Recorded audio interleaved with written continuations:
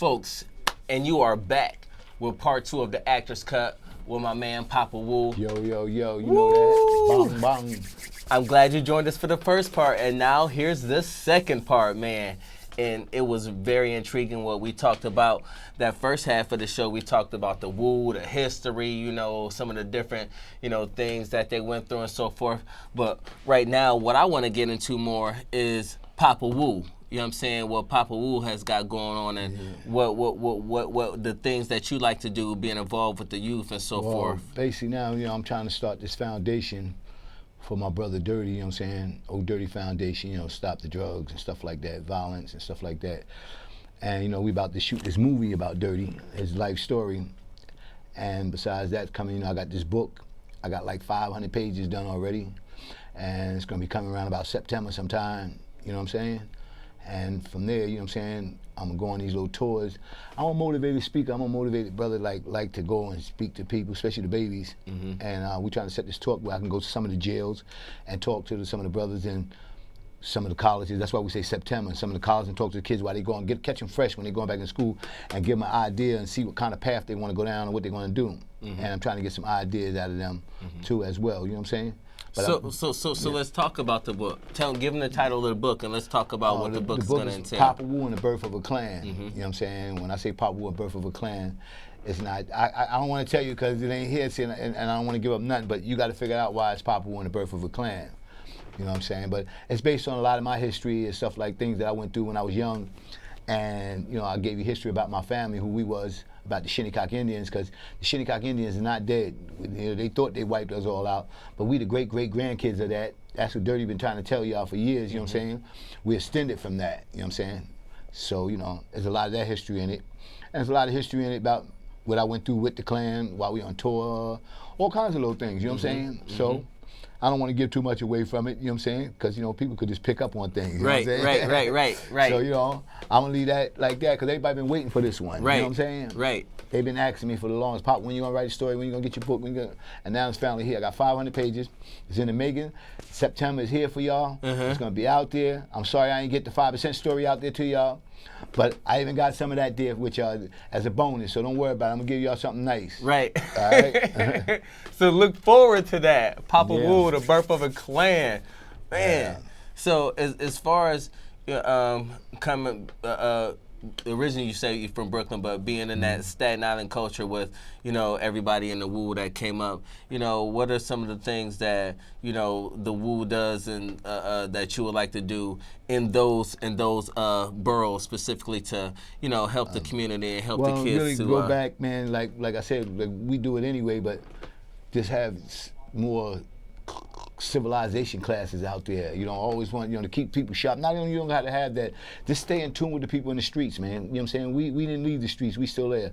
Basically, you know, go back and really keep these kids focused, man. And that's why I ain't leave. I'm still there. You know what I'm saying? So, you know, it's hard for me to get out, you know, because I can't leave these babies out in the street without any type of understanding. And that's a person like me, you know what I'm saying?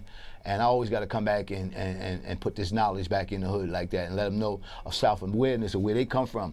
Because these babies is really lost, man. They don't know where they came from. And the person's not held responsible for what they don't know. I don't blame them. And y'all send them to school. The teachers, all they doing is documenting them, and they only can tell them so much. How can a teacher teach your baby? You know what I'm saying? So first of all, your kid is in this teacher hand from the morning to the afternoon while you work, and you don't know what this teacher's putting in your baby's head or nothing like that. So you got to do a lot of teaching home and basically teaching these babies about self-awareness. They don't know about no self-awareness. They don't know their origins in this world. This is why they worship what they know not, and they so easy to be led in the wrong direction, hard to be led in the right, because they don't know their true origins. They don't know where they came from, and then when you try to tell them, they don't understand what are you saying. So, you know, more we coming out of it, they're going deeper in it. You know what I'm saying? And that's sooner or later going to depress people. Right, and that's and that's frustrating too. Yes. And that's what leads to especially a lot of when you know the solution to the problem is so simple. Oh man, it's so simple. You know, like I told people, and I'm gonna tell y'all again, you're not into the Constitution. Nowhere in the Constitution is saying that black people in the wilderness of North America here is going to receive anything. But you have an option. You could create something here, though. We are creators.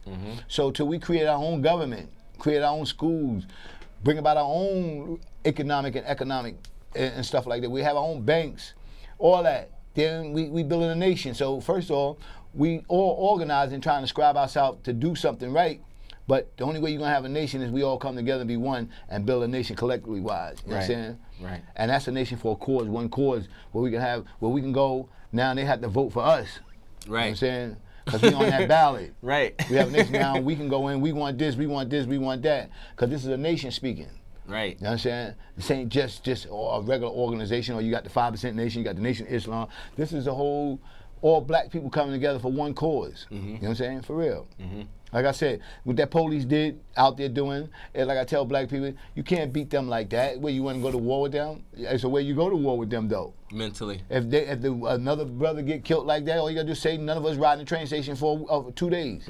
You know what you would do? You'll shut America down. You'll shut them down if you don't ride their subway system and don't go ride their bus and don't go to the job for a day or two. Their whole economy is shut down. If every black people do that, so it's so simple. You know, so. You got to understand where we stand at. Some people love their jobs more than they love anything, you know what I'm saying? Right. Until it happened to somebody in their family. You know Right. Well, we know that's what I always say. People, most of the time, never speak up until it's too late. Too late. You know? see the problem, but see it's not the issue. speaking up no more. It's not about marching. Right. It's about doing, man. Building something, man. We don't have nothing. But every other minority comes in here and they got stores. They have another day. They have their day. We don't have no day. We don't have no national holidays. We don't have nothing. We don't have no stores. We don't have nothing. Everybody come in here. They got stores. They got everything. Till they even got a day recognized as them. The American black people do not have nothing. We don't have no stores. We don't have a day recognized as them. You try to give us Black Solitary Day. Black Solitary Day, they ain't no day for no American black people. What the fuck are you talking about? Come on. You know? Right. Where they get a parade. You got the West Indian Day Parade. You got the Italian Day Parade. The parade. You got the Mexico Parade. You got parades for everybody but the American black people. So how you want them to act? It's like they don't even exist. Right. You know? So what they telling us, you're not part of the Constitution, right? So now you got to build something, put yourself on the map. And that's what black people got to learn, put themselves on the map. And you know, and that's exactly what we got to learn, and that's what a lot of us have been doing. We don't got nothing. You know what I'm saying? Like the Wu. The Wu was a great example of, you know, black people building together, coming together, focusing, and, you know, uniting for the common cause of the greater good. That's how Farrakhan was so, Elijah was so great in his time that I had respect for him. In Chicago, they had all kinds of shoe stores. Remember the steak and takes? They had the steak and takes, they had shoe stores, they had clothes stores, they had their own schools, their own doctors, they was delivering their own babies, man. They was doing all this, man, till Elijah passed, and then that was it. But that's a nation that had their own. They put their own self on the charter. You know what I'm saying? And that's what was dangerous. You know what I'm saying? For real. They had their own self on the charter. That's how we have to people be. looked up to them like, yo, these guys, you can't say nothing. Go to Chicago, you'll see. Right. Every corner they got a loud spot. They call them Sabaz back then, a steak and take. Right. Shoe stores, clothes stores. You go, they ain't only had it there, they had it in Baltimore, they had it in, they just had it all around, man. They was doing their thing, man. You know what I'm saying? For real. Baltimore, I mean, you name some places, man, they had they self hooked up where they had their stores, so I had respect. Right. But you got the black people now, we don't own, no corner you can find one black owned store. That's a damn shame. Well, you can't find no black owned stores. We gotta do a little better. And that's my mission. We gotta do a little better. You know what I'm saying? You know what I'm saying? That's your give mission. Me some money, I'll show you what I do it. And people don't know, like I said, Jay-Z said something in his new album. He said he could have brought, back then he could have brought Dumbo's, that's in Brooklyn by the water. Before it was Dumbo's, they built it into a whole community down there, a whole world, new world down there. And he said he could have brought a building for $2 million. And right now, that building that he was gonna buy, he went and seen the price on it. The building's worth $4 million. So he could have brought that in and set on it, and it's worth $4 million. Then he could have set on it again, and then it would have went up to $6 million. And that's what's kids. You know what I'm saying? For real. I'm saying, so man, you know, you got to understand that. It's deep. It's a lot of stuff. So tell us some of your favorite Wu stories. You being around them like for so long. Like tell us some a few of the like crazy stories, man. You know, but it always end up us teaching. Like we the type of people like when we get finished with a show, we always touch people. Like we will jump down, and that's what when we got into a lot of shit, because we would do things like that. We all just jump down the crowd with the people and go out the door with them. We wouldn't go in the back of no dressing room And that's how we used to get in shit in the parking lots, little stupid stuff like that. Right. But we was touching people. Right. So it was different. I remember one time Dirty had a show in North Carolina, and when we got there, it was nobody there. But as we was driving down that road, it was a Howard Johnson across the street. I'll never forget this night. And we said, wow, they partying over there. Fuck this show, Dirty. We should go over there and party. He said, yeah, man, we got this show to do. But he said, they is partying over there. They had people all outside. So when we got to his show, we got there, the shit was empty. Like nobody there. So we said, oh shit. They said, yo, Dirty, we promoted it. And like, this is what it is. And like, you know, I don't know and shit like that. Dirty said, man, I'll be back. Next thing we know, we seen you say, oh, the police coming. There's some shit, I don't know what the fuck happened. Dirty went down the highway, let's get Dirty and bring him back. Dirty laying on the police car like this, sirens going, and got the whole crowd from the Holiday Inn following him down the highway. This is my word. This is my word, brother. Yo. The crowd is behind the police car. He's laying on the hood of the police car like this, and the siren's going, and he got the whole Howard Johnson following him. And he came in the parking lot. The police drove him in the parking lot in front of the door. He got off their car, stood at the door, and collect money from everybody to get in. I can see that. And then he got on stage and do the show. So now the police looking, he must be told me he was going to pay them. So they looking for him now. Yo, we escorted you down here, you old dirty bastard. So when the show goes over, he jumps out down in the crowd, and he never comes up. Nobody ever seen Dirty again. We get back to the hotel, he in the hotel laughing with weed and all that laughing. They looking for me. This nigga jetted and left. But the funniest shit, he said, yo, man, they was looking for him. They said it was his money. He said, nah, I ain't gonna argue with these people. He said, if I did only owe somebody, I owe the police for the security. But he said, I don't owe them nothing. That's my show. They didn't have nobody here when I came here. He said, I went down there and got that crowd from Howard Johnson. Right. And I charged them to get in. That's my money. I said, oh, yeah. Technically, he's right. He's right. It was his money. You know? Technically, he's right. Yeah. Yo, that is and then funny. The time that in Florida one time, Meth, he refused. I think they tried to play some prejudice stuff, and so we said we get back on the bus. And Meth said, fuck this. They tried to play with a lot of money, and Meth said he wasn't doing the show. Man, it's like real TV. I seen it, man. They tore the place up, turned over cars, lit, all these lighting fires, yo, just because Meth didn't get on that stage, man. Wow. Yeah, and it was crazy. And when I really seen how big they was, we did another show and the crowd broke loose the barrier some kind of way. They was attacking us not to hurt us, just to put their hands on it. Yeah, be by you. Yeah, they was trying, because nobody's chains got snatched off their neck. They were just all on it. The crate deck had to hide up under the table or something. We was on the stage and we had to get through this door. Man, for real, I cried real tears. I thought somebody was gonna get hurt. They mobbed us like some real star shit, man. They mobbed us, man. We were scared. And that was my next thing I was gonna ask you, like, because Wu-Tang was so big, when did you know that they were gonna be that mega group that they were? We was on the tour with Rage Against the Machine. Wow. And when I got out on that stage, they gave me the mic, and I looked out in that crowd, and I looked so far over yonder where I couldn't even see the people where they just fade out. It was about 50, 60,000 people out there. No exaggeration. And I looked, when I hit that stage, I had the mic and I said, I gotta do what I gotta do. And I went out there and entertained them till Wu-Tang came on stage. But the crowd, the sound from them, I mean, I said, this shit is big. And I went back and I seen them entertain the crowd and I just sat back and my thoughts all came like, this is big. You see all them people, you can look so far back to over the ride you don't see them. They was all, I mean, like, it was so big. And I said, I never seen these many people come to a concert to see somebody entertain. You know, I see it in a lot of that rock, you know, it'd be packed. But for a hip hop and a rock concert together, unprecedented. It was just crazy. Then you had Limp Bizkit from the one that did the song with Meth. We went on a tour with him because we with Rage Against the Machine. Right, we with Rage Against the Machine. What was his name? And that dude Kurt something from Limp Bizkit.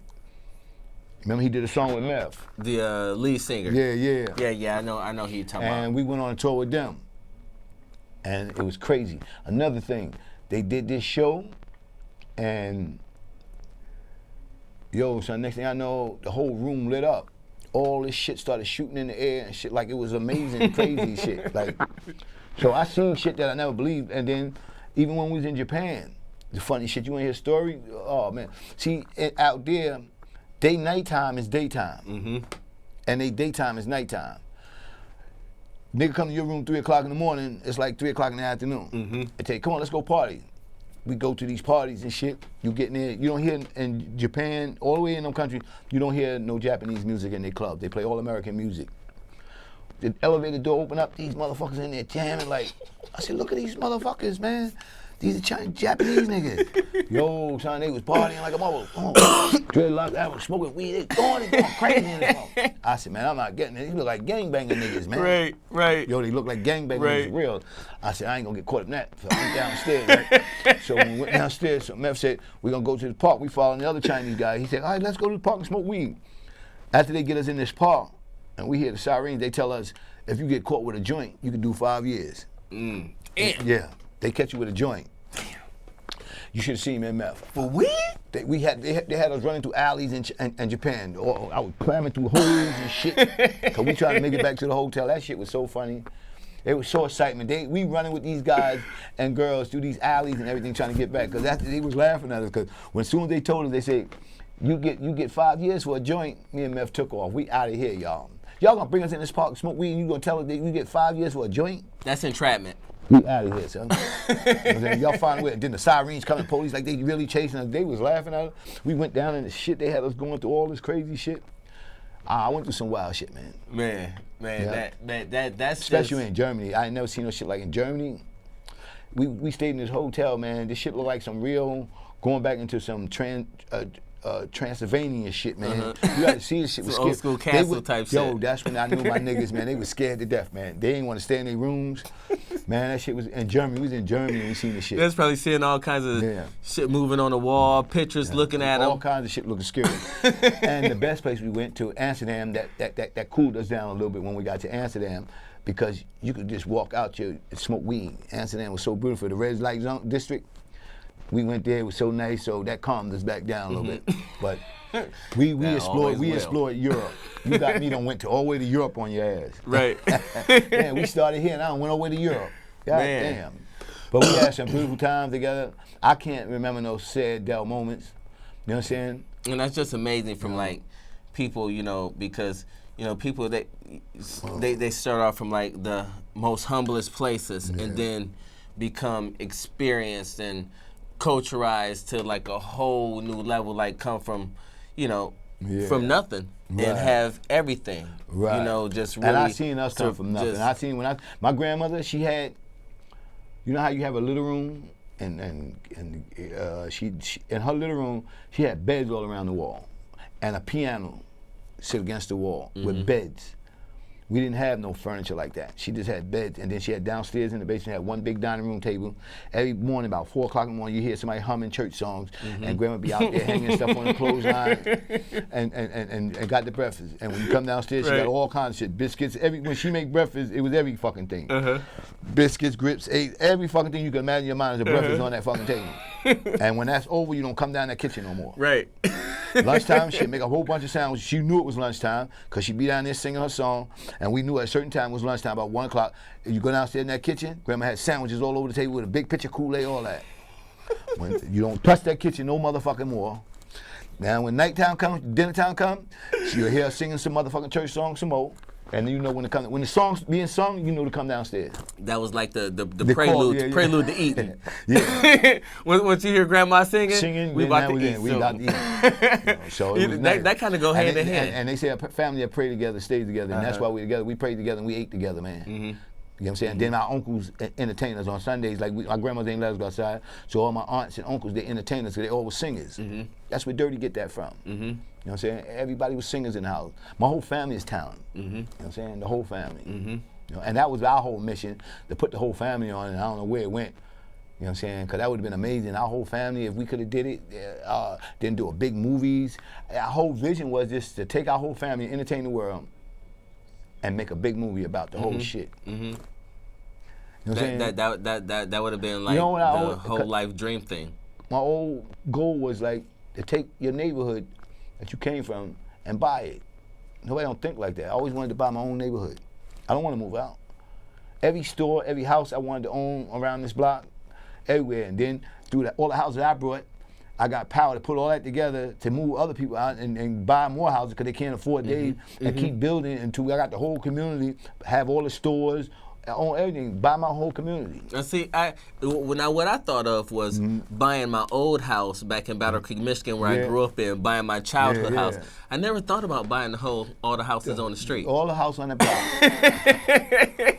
I want them all. I want them all. I'm coming back. Give me my grandma's house. I'm coming back for Fox Avenue. House. Give me Miss house. That used to be my grandmother's friend's house. Give me her house. Give me Miss Wood's house across the street. Give me Miss Wesley house over here. Give me Miss Smith house right here. I want all these houses because this is my memory. All these people I knew when I was a kid growing up, we actually running these houses and they used to feed us, they give us stuff, and I want this whole block back. Give me the whole Putnam Avenue back. Right. Give me the corner stores. Right. You know what I'm saying?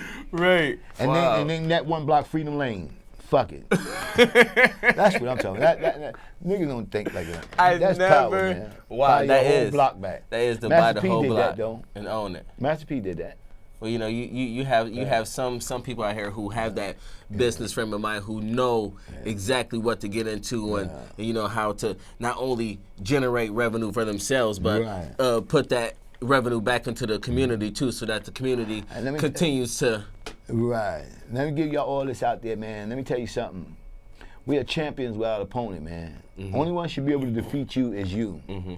Don't ever forget where you came from, because you're never gonna make it where you're going. Know the roots of you. The root of a man is knowing where you came from. Know what's inside your DNA. Know who you are. First of all, we don't have no time to waste no more, man. We have to come together collectively wise, man, for each other, man, for each other's sake, man. Now, you see what's going on. Don't focus on all that, this Black Lives Matter. What matters now, what you going to do from this point today, man, how you going to solve this.